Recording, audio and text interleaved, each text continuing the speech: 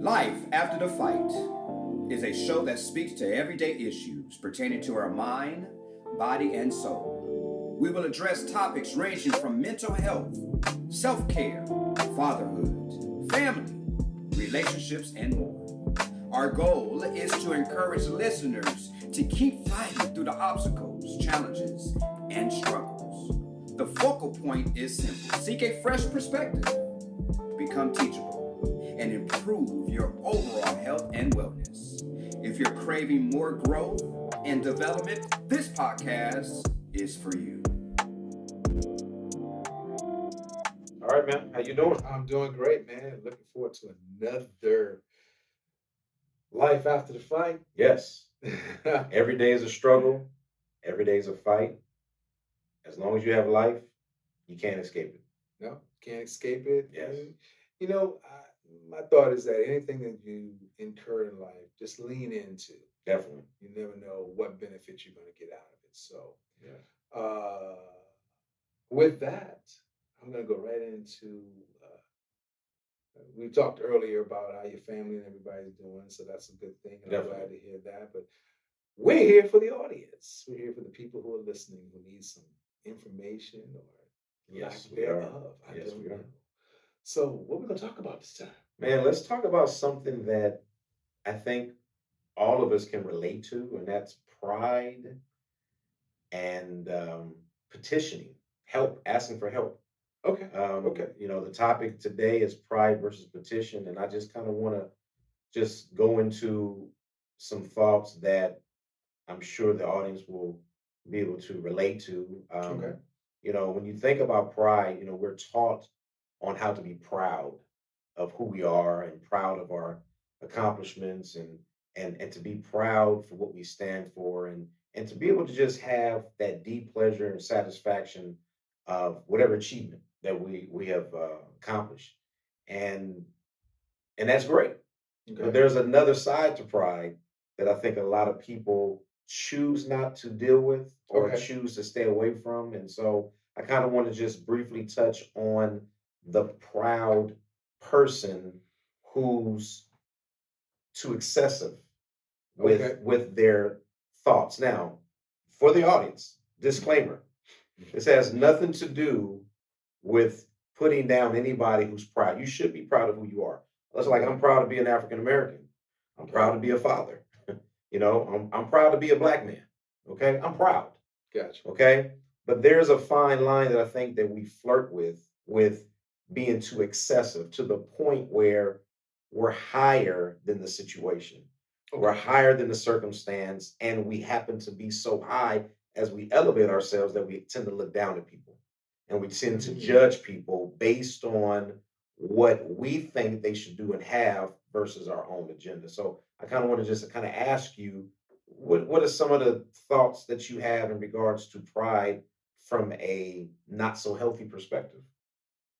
Not so healthy perspective. It's a good question because coming from a not so healthy perspective, I think in terms of pride as something where you fluff yourself up or boister yourself up in a way that your ego gets in the way There you go. of trying to be a progressive, positive, contributing individual. And that's interesting because now my thoughts are going not in a lot of different directions, but with pride, usually the connotation it's usually in a place where people view it from a selfish perspective, Yes. meaning that I have pride in what I do, and what you do is inferior to what I do. Yes. I'm better than what you have. That's the negative connotation that I come from when I think of pride in that way. I like what you said earlier about being proud to be a black man and proud to be a father, and those are all positive attributes and good things. Because I sometimes think about this was a question that a white colleague of mine asked me. He says, "Well, you know, Black Lives Matter, and you're proud to be part of a group Black Lives Matter, how is that better than Blue Lives Matter? All lives matter. And I said, well, Yes. you're taking it from an either or perspective.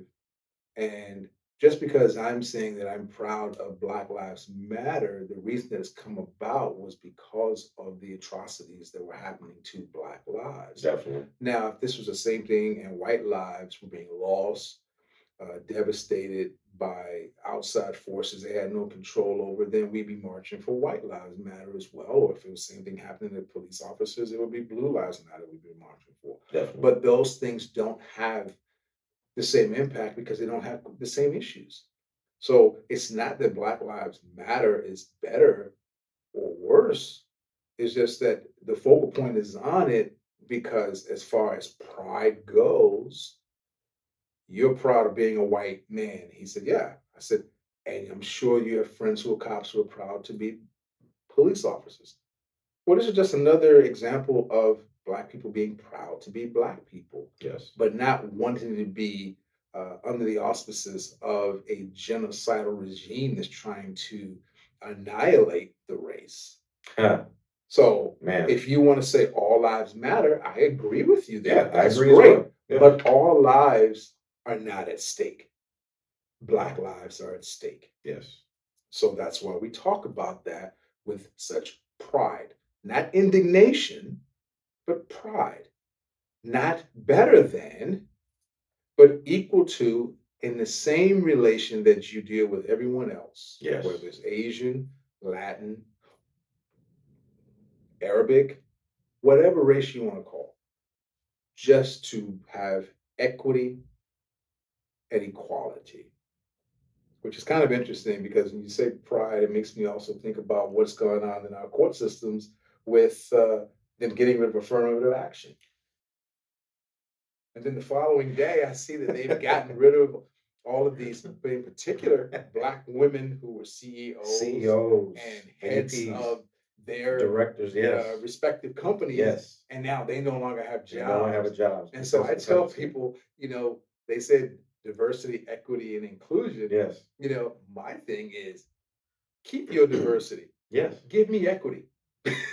That's it. That's it. Yeah. And I know it's not what you asked me, but that's what my mind went with. I'm so glad. No, listen, man. This is for the audience because here on this show, we want to talk about things that are uncomfortable. Yeah. And we want to talk about things that are not popular to talk about. Right. Because someone out there struggles with who to believe or who to listen to or what to believe and what to listen to. And I think that when you put the issues on the table and you address the elephant in the room, all you're really going to do is get different perspectives that are only focused on the truth of the matter. I'm not into fluffing, man. I want to be able to let's talk about the truth and let's get it out there. I'm so glad you brought up the affirmative action piece with the Black women because I did see that. When I read that, I'm like, crazy? Man, listen, it really impacted me as a Black man because one, I know how much Black women have worked so hard to achieve greatness in their own, field and careers. And they've done an excellent job, not discrediting any other nationality or race. Right. But when you look at a race such as the African American race, who has been not only put down and ostracized, but denied just basic rights. Yeah. And then once they finally do get to a place where they can actually have an opportunity to be able to be in a position that they can be proud of, not because I'm better than any other nationality, but to be proud of the fact that I've worked so hard to get to where I'm at, and I didn't really have to worry about handouts necessarily, but just general opportunity. Because when you think about it is, how can I really be respected if I'm not able to work hard to prove that I'm worth it? True. And if you think about this, for Black women especially, there's been so much on their shoulders as it relates to what they can and cannot handle. But once they defy the odds and they show that they can actually be out front and handle their business in corporate America not trying to take it over, but just playing their role and contributing.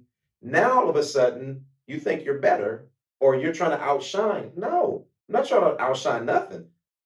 Don't, how about this? Don't blame me. Don't blame my confidence for your insecurity. That's a good one. Because if I'm confident in what I'm doing, then it should either be respected or applauded, but not rejected. Because at the end of the day, if we're all supposed to be working together, I don't know now one company that's just all one race. And it's not. And it's not. I mean, so you see what I'm saying? Well, think about the reason that we even have things like affirmative actions and things of this nature, and have DEI. For those that are listening, this diversity, equity, and inclusion is because we weren't invited to have a seat at the table to begin. No invitation. Now there are people who say, "Well, get your own table." Well, then that's segregation. Yes. If we get our own table, then DEI wouldn't be necessary. There you go. If we had our own schools, then affirmative action would be necessary. So you have to ask yourself, why were these things put in place to begin with? They were put in place because there was no equity involved to begin with. So for those who are wondering the opposite of, well, why you need this and why you need that, these things and measures were put in place to give us not a hand up, not a leg up. Because to be perfectly honest, that train has gone. It is. That ship has sailed. It is. But at least it gives us some kind of footing, a minimalist of standing. And now when these things are taken away, like people would say, well, because we've had our first Black president, we no longer need voting rights. Yes. Well, that's a lie. We still need voting rights, because here's the thing. Just because one person got through the line doesn't mean that it made way for everyone else. You're absolutely right. So for those who would say that a certain group or a certain race of people are complaining, no, it's not complaining. It's just give us a fair shake. That's That's it. all. That's it. And That's it. I'm so glad you said that, man, because the reason why this topic chosen, pride versus petition, it's so much meat on this topic, because you said something that was very key. Just want a chance, just one opportunity. Now, when you petition something, you're actually literally making a request for help, for assistance. Yes. Now, check this out. If I'm asking for help to be given a general opportunity to do what I'm either called to do or what I'm qualified to do, and I'm being denied, right? I'm being rejected. Right. That can ultimately cause me being a proud Black man as now an arrogant Black man, because now I'm going to go ahead and make it happen on my own, and I'm going to step on wherever I need to step on to get what I need to get. So a lot of times when people generally ask for help and they're being rejected or denied, it can lead them to go into a place that's not healthy. Right. You see what I'm saying? And that place is, okay, you know what? Since ain't nobody trying to help, I'm about to do whatever I need to do to get my own. And now I'm going to raise myself up higher than everybody else. And I'm going to look down. Now, it's not even about race no more. It's about me. It's all about myself. I'm going to make it happen, and I'm going to do exactly what I need to do to get it done. And once I get it, I'm not about to sit up and help nobody else. As a matter of fact, I'm going to put it. So what happens is people tend to start treating others as if the same way they were treated. Well, here's what you were just saying makes a lot of sense, because people have historical and factual amnesia. Oh my goodness. You ain't never lied on that one. Yeah. And for those of you that are listening, I'm not going to go into this, but I implore you to do your own reading. And with today's world, you can do it easily. Just Google the Opium Wars. That's all. Google the Opium Wars, and you'll see how a lot of things in history unfolded. Yes. Okay. Yes. I'm inclined to think about, when you say proud Black man, how we've had to come from, taking nothing to make something. Hip hop now is all around the world, and I thank God for all the Black billionaires that are out there because of this. Even though they, when I say they, I'm going to say the powers that be that are not we, Mhm. will say, hey, well, this particular artist started out as a drug dealer. This one started out as a drug dealer. And that one started as a drug dealer. But they made their drug dealing into legitimate business because it was the only thing that they were afforded. Now, let's rewind back to history and think about all the alcohol, white, black, Asian, Mhm. Latin, that you buy in the liquor stores today. Where did they come from? Well, I'll tell you.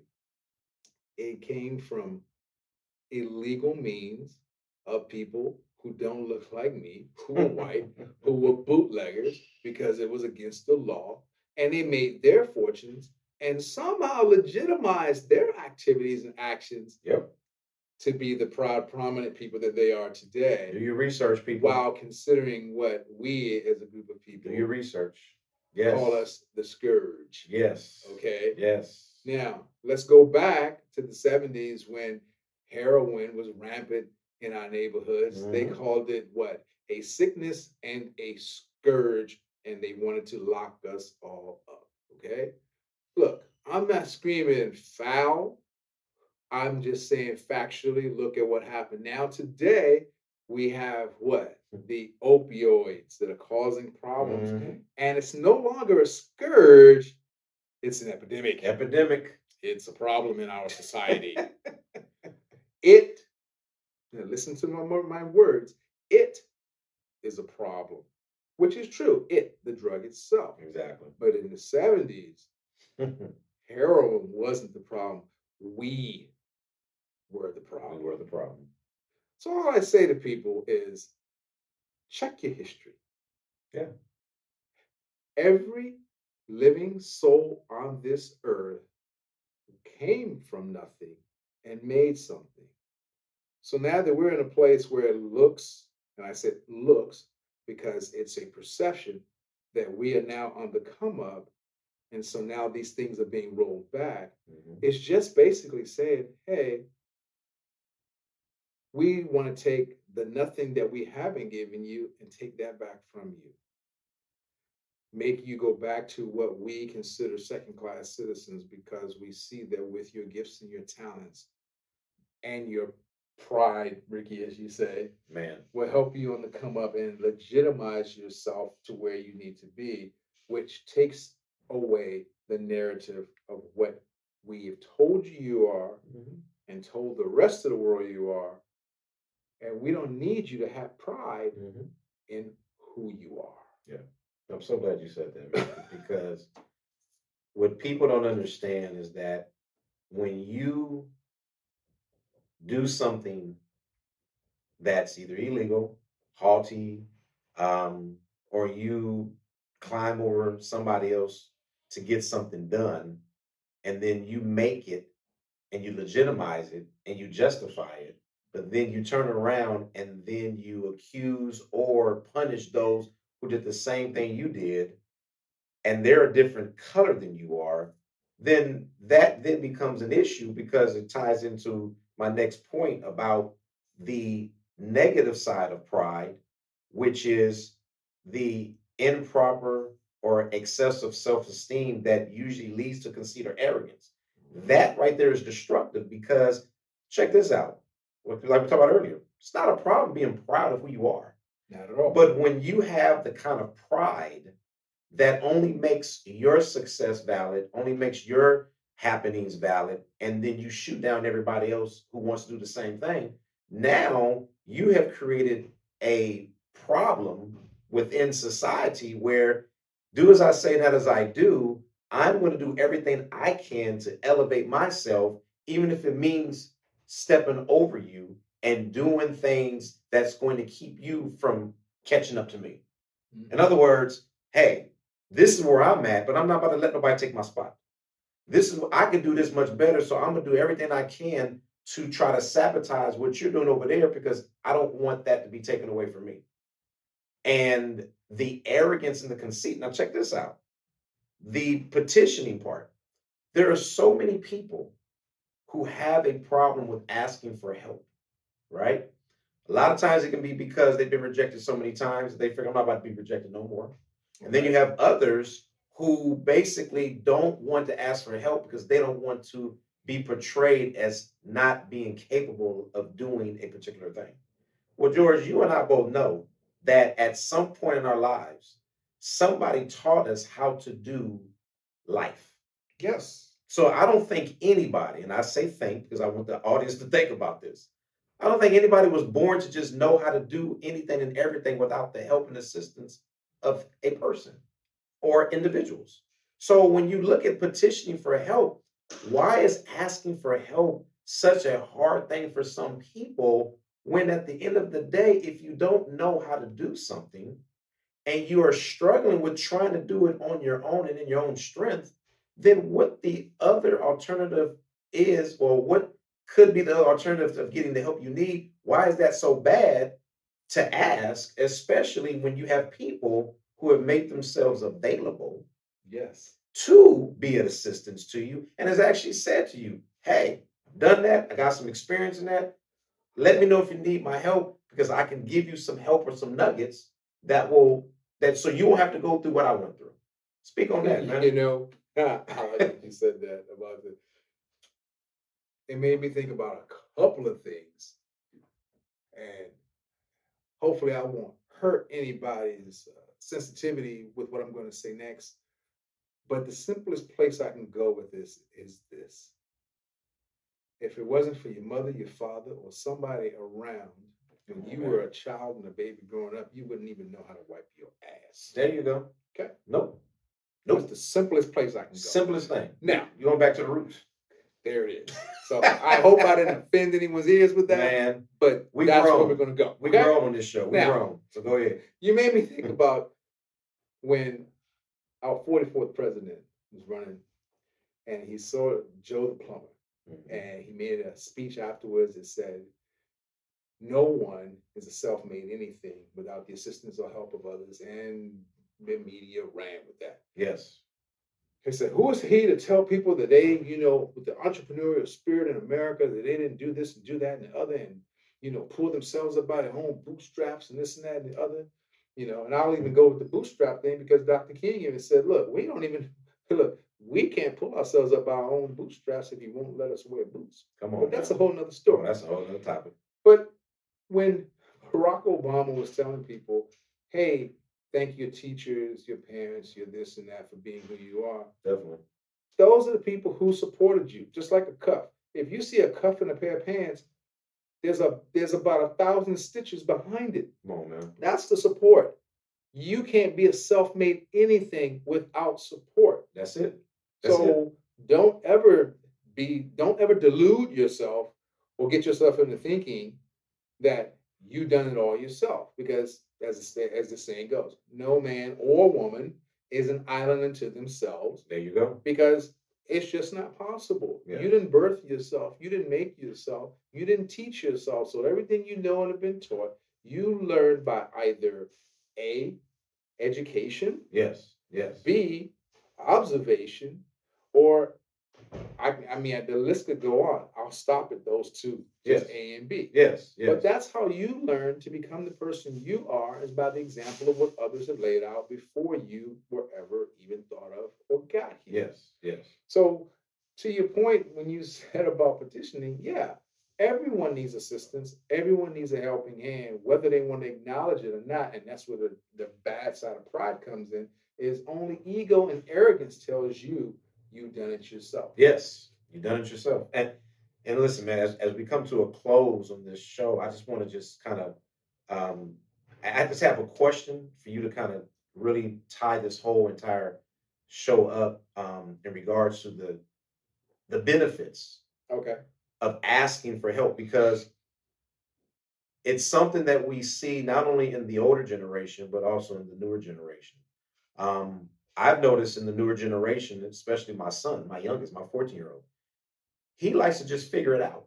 He doesn't like to ask for help because he's a problem solver. And in his mind, he's done different things with his hands. And he will let his grades get so bad to the point of, okay, I'm going to figure it out at the tail end because I don't want to ask for help because I got this. Now, my question to you, George, is this. For the young and for the old and in the middle, What is the true ultimate benefit of not only asking for help, but being able to swallow your pride enough to get what you need and not what you want? I can succinctly answer that one. Yes.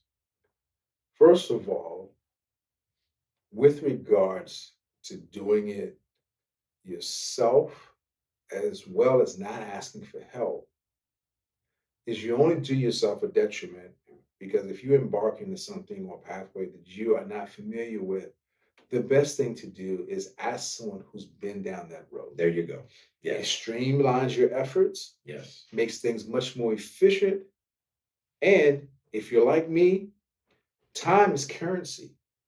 So it saves you a lot of time, money, energy, and effort. Those things are important to me. So when I talk to people who want to figure things out themselves, Definitely. I'm not going to say that you can't do it. What I will say is try the tried and true method, and then make your efforts the icing on that cake. There you go. There you go. And the reason I say that is because Jeff Bezos didn't invent anything new when he created Amazon. He didn't. What he basically did, and a lot of people who are not paying attention and don't see this, Sears, for those of you who are too young to know, look this up on Google too. Sears and Roebuck was a company, and they did a lot of the same things that Amazon does today, which was their downfall because they used pride in a negative fashion and thought arrogantly that they were the best to do whatever they were doing. Yes. Yes. They were the first to put out a catalog so that people could order through the mail, Yes. not online, because online didn't exist then. So you could go through a catalog, pick out what you want, mail in your check, and request what you wanted, and it would come to you through old-fashioned postal service. That was the original Amazon.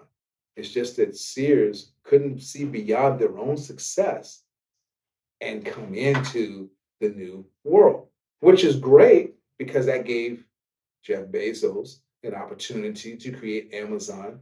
And he started out just selling books. Yes. Just selling books.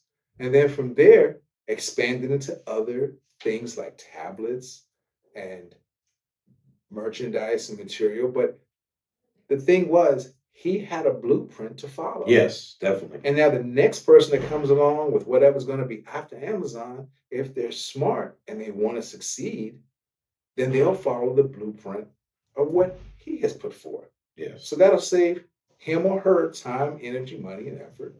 And then they can add their own icing on the cake of that. And it goes on and on. It's a domino effect. There's nothing new under the sun. Even the music we listen to has elements of old music from yesteryear. Yes. Just figured out a way to repackage it, reshape it, Reinvent the wheel. and resell it. There you go. So don't take the math and go, oh man, this sucks. I don't even want to learn it. Learn that math. Learn it. And if you can do better, then add something to that math. That's it. If A times B over C equals N, then maybe you can figure out through your own devices why we should use Q, P, or Z. There you go. It's up to you. There you go. But at least get the basics down. There you go. That's why I would say to anybody, it's okay to do it your way. But since this has already been a proven method, go with the proven method and add something else to it later. That's it. And my final thoughts, everything you said was true. And I always say this. Who really wants to struggle more than they have to? Amen. When you have the opportunity and the availability to utilize resources that have been proven, like you said, to work. If I know that someone has something that I can utilize to get the job done faster and quicker and easier, I want to do that versus having anxiety, stress, and frustration because I just can't seem to figure it out. That comes, people, our audience, that comes with wisdom. It comes with experience. As you get older, you want to be able to work smarter and not harder. Not harder. So listen, thank you for tuning in. Life After the Fight, man. Listen, hey, We just hope that we made you guys think. Again, we're not here to tell you what to think, yes, how to think, and how to do things. We just want you to open your own mind. yes, And just, you're valuable. You're special and you're worth it. Take the time to understand you, your world, your journey. Because at the end of it, can't blame nobody else but you for the outcome. that's it. All right. Well, thank you so much, and we'll see you next time. It was great. Hey, as always, man, it's been All right, great man. being here talking with you. Likewise, having man. this conversation for the rest of the world to hear what we got to talk about in hopes to help them. There you go. Until next time, we'll see you soon. Take care. Peace.